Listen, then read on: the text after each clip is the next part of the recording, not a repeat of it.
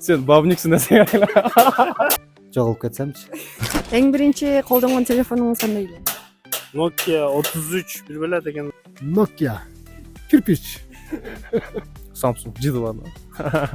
Меники Motorola раскадушка болчу мындай кара түстүү. Motorola'nın da uzun antenası var.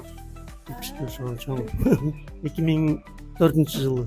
Телефонсуз саякатка чыга бериңиз же болбосо бир күн телефон кармабай кеңири жүрө аласызбы? Ошол күндү сиз издеп жүрөм деген.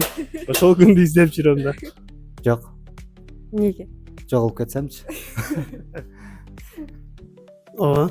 Тынч, звонок жок, мындай концентрациянын жиги коюп ушундай болосуң да. Саякатка телефон менен чыкпасам болбой калат го дейм. Себеби видеону дагы жумуш менен биринчи издейт. Браво. Эмнеге? 50-50 караш. 50-50.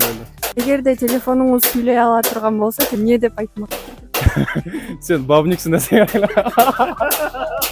Эртең менен туруп эле биринчи телефонду карайсыз. Жок. Жеңең тургузат да? Жеңең карайм. Аялыңыз телефонуңузду текшерет. Болушу мүмкүн.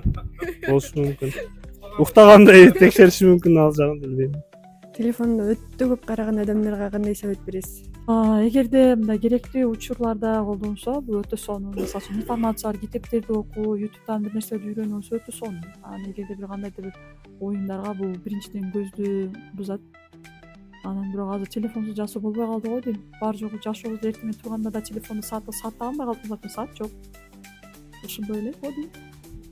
Kubanek tumanay marbol.